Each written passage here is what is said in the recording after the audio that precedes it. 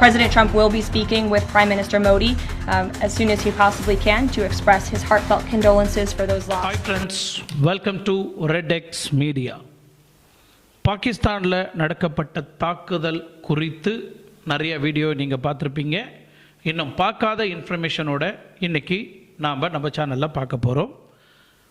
பாகிஸ்தானில் நடந்த இந்த தாக்குதலுக்கு நாங்கள் பொறுப்பு இல்லை அப்படின்னு பாகிஸ்தான் அரசாங்கம் வெளியிட்டிருக்கிறாங்க.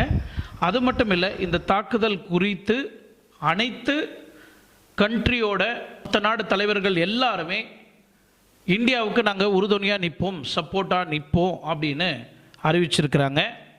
அது மட்டும் இல்லை,